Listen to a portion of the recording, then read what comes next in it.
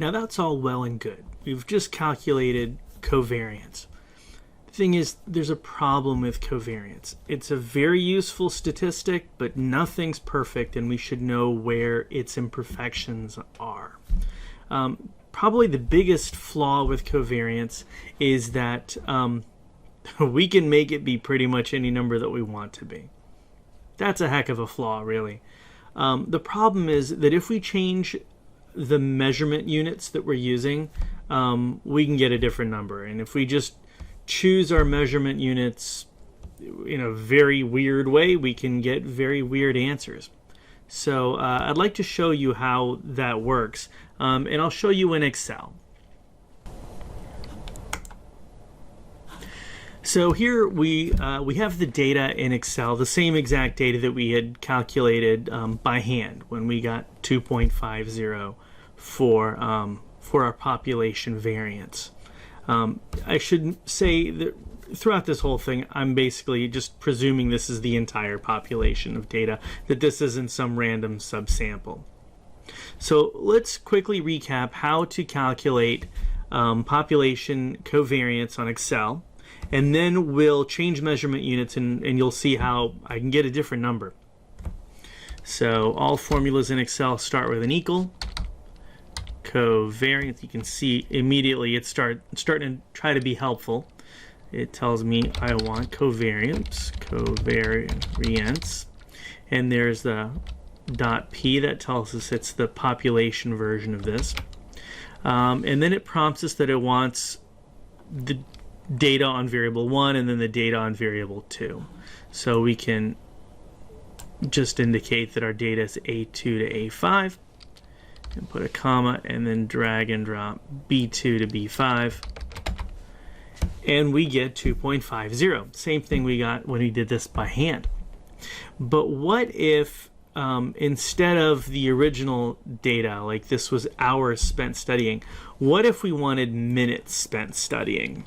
So let's copy this same exact data, but let's take these numbers and multiply them by 60. So this is G2 times 60. So now this is minutes spent studying. And let's take that data and let's replace our hours spent studying with now minutes spent studying. Oops. Paste values. There we go. And now, whoa, what just happened? We just went from 2.50 to 150. Let's undo that and see that in action again. 4655. And when I paste it, oops. And when I paste it, boom, this just changed to 150. So you can see where this is a problem, right? We like variance. It's got this very kind of nice feature that it looks like variance, but the measurement units matter. If I had chosen nanoseconds, I'd get a much bigger number. If I had chosen I don't know, to multiply these numbers for whatever reason by some other number, I'd get a different number for covariance.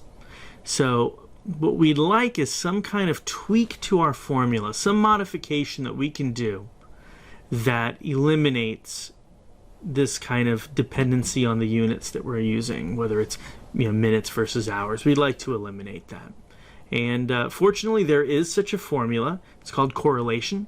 And I'll show you why it works, and I'll show you using Excel that it works. So keep listening. So now I'd like to show you why it is that covariance depends on the units of measurement. The idea is expressed mathematically here, and then I'll show you mathematically why this is the case. If we've got data on X and Y, and we calculate the covariance, we'll get some number, 2.5 or whatever. But if we took our data on, let's say, study time, and multiplied it by some other number, like 60, to convert it to minutes studying. And we could do the same thing with our other y variable, our grade. Multiply it by some number. We'll call that b. Then what happens is we'll get our original number times 60 times b. And I'd like to show you why that's the case. So we should start with our definition of covariance. So the covariance between x and y is equal to an average of sorts, right, over all of our observations. We basically take x and subtract off how far away it is from the mean, so the distance between x and its mean, and the distance of each y from its mean, and then recalculating the average of these two differences. Now what happens if we are asking what is the covariance between ax and by? Then everywhere here where we see x, replace it with ax. And everywhere here that we see y, replace it with by. And then we'll solve and we'll see what we get out of that. So that part doesn't change, but this part does. So we have now axi minus. Now what happens here with the average of x? Let me just say, let's say you took, 2 or 3 exams and you scored a 50 on everything, and your average is a 50, right?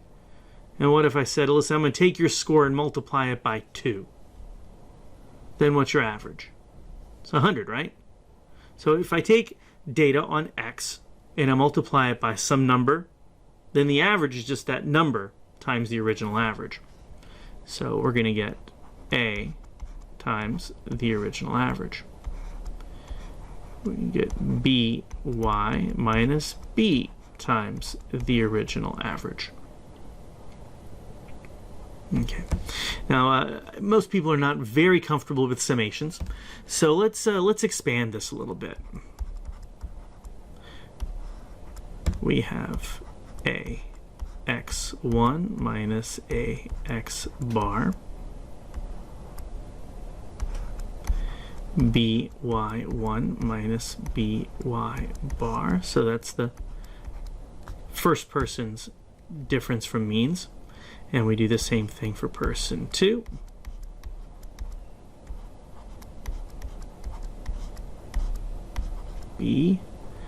by2 minus by bar.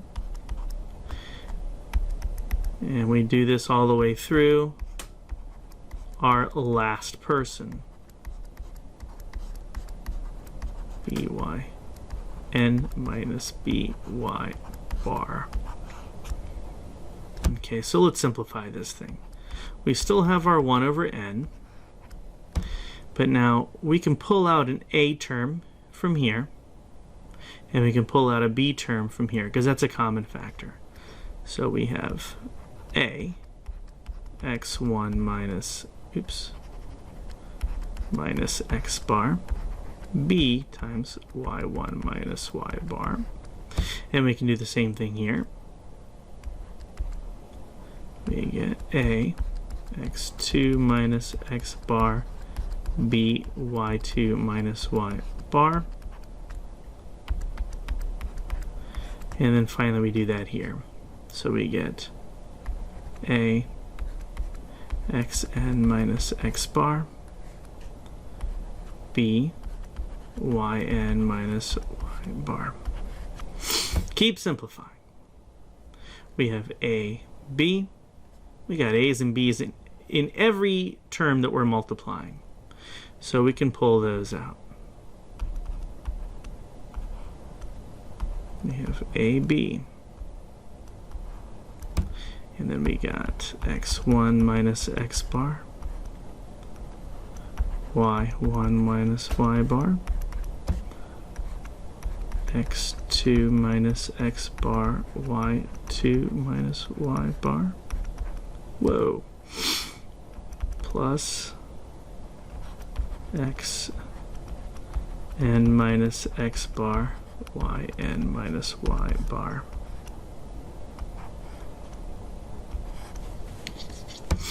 So we pulled out an a and a b from each term.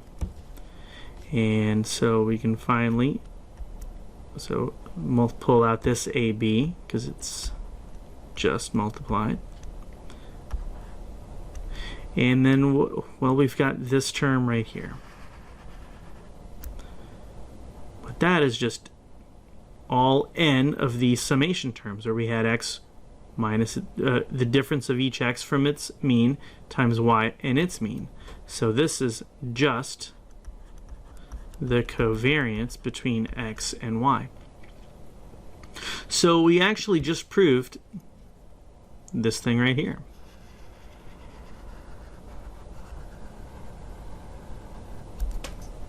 Oops.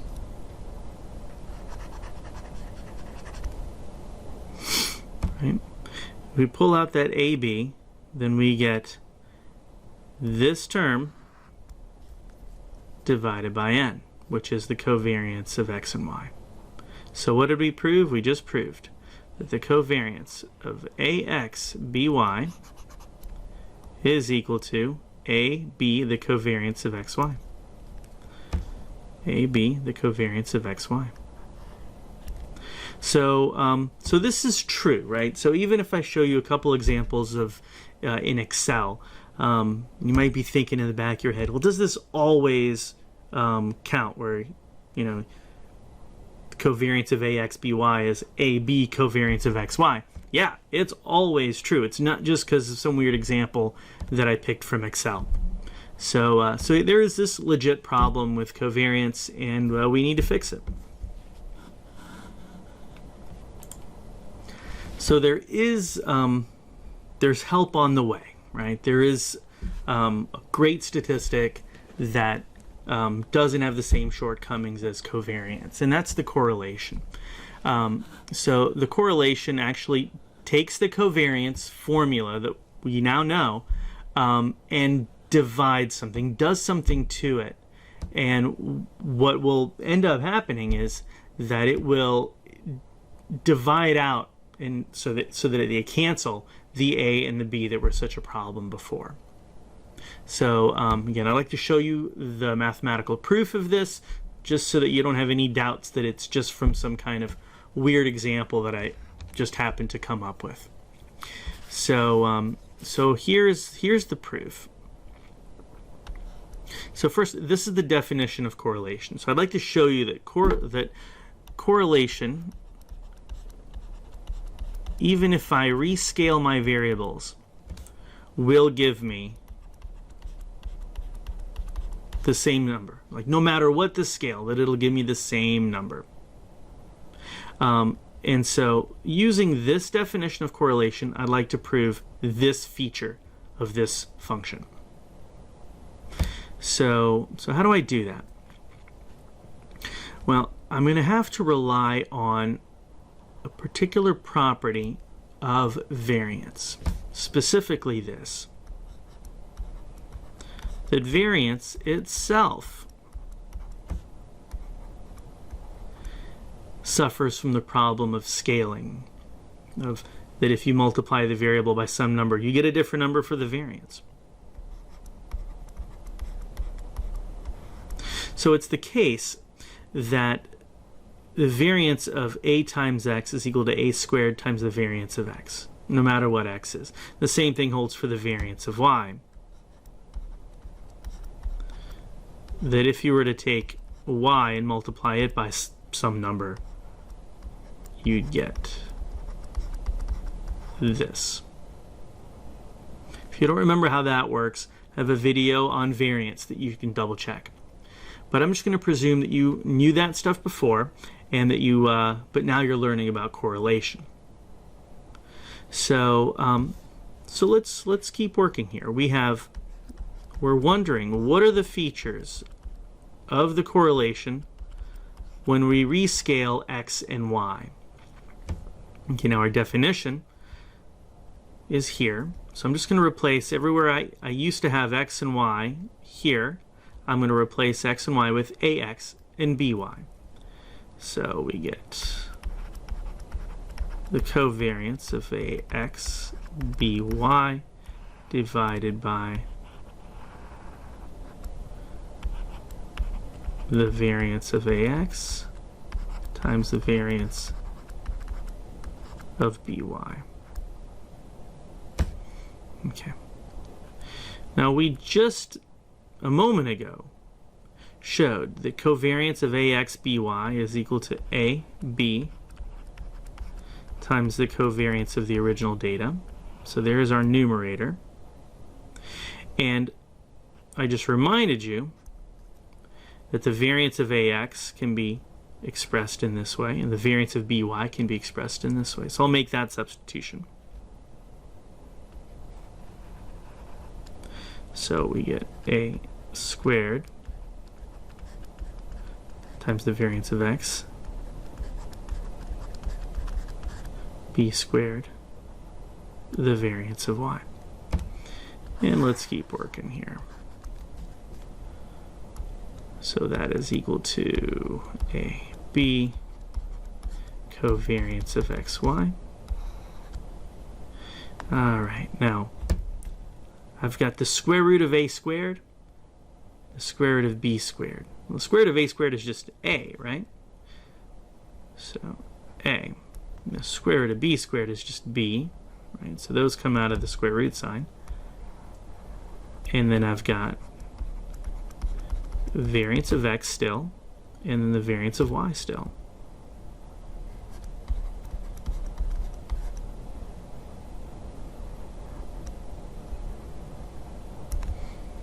And now we see something. Now we see that AB and AB, those both show in the numerator and the denominator. So they cancel, and we got something really neat. We actually got what we were looking for. The correlation of the transformed variables happens to be equal to the correlation of the untransformed variables. All right, so what does that mean in English? That means give me an x, give me a y. You can multiply them by whatever numbers you want. You can express pounds in feet, or pounds in kilograms, or feet in inches or centimeters. I don't care how you re-express your variables, you'll always get exactly the same number for correlation.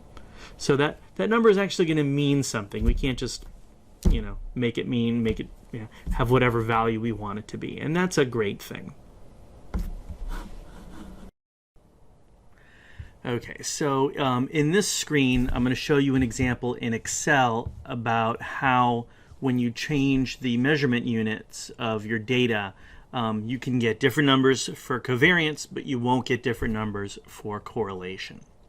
So you might recognize these numbers for x and y. I typed them again into Excel. So these numbers are familiar, and let's quickly just recalculate the covariance. So we type in equals covariance. We just say that we're going to think of this as the population covariance. We indicate this is the first set of data, and then this is the second set of data. And we get our 2.5.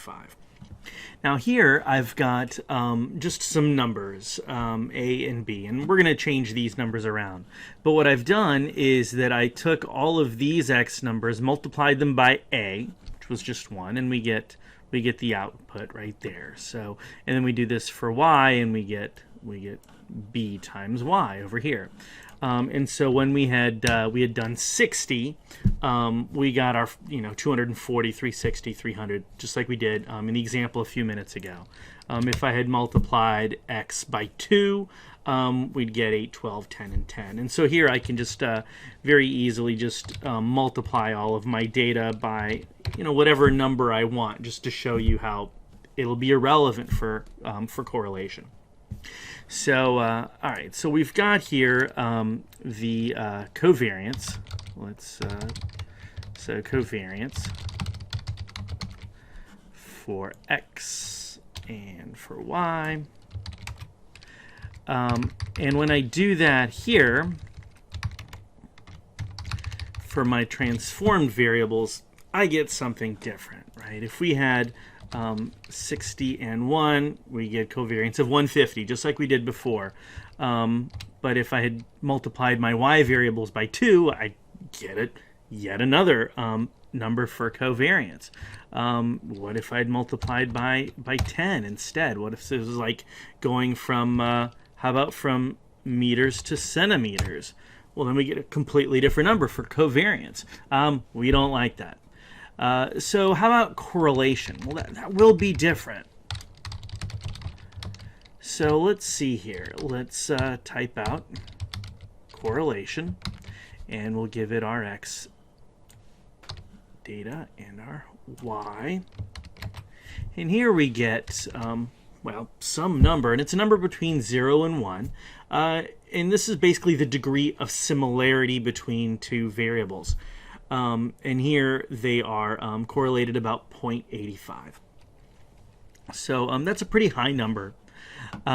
If we take this formula and copy it over to relate to our new transformed data, we get the same number. So whatever I make A and B, no matter how I'm transforming the original data to come up with new data, I'm always getting a correlation of 0.85. So, translate feet into inches and centimeters from meters into centimeters. My covariance keeps changing, right? It's different. It's not 2.5 anymore, but the correlation is always this 0.85. So that's one really big reason why correlation is kind of preferred over covariance. That it doesn't really matter in what way your data is measured. You'll always get the same number. And we can interpret that number. So high numbers means that the data are very strongly related to each other, correlated. And low numbers or negative numbers mean that they're not terribly. If the correlation is closer to 0, these numbers are just not very highly related. So there you go. Now you can see how if you just use correlation, it doesn't matter how your data are measured, you're good to go.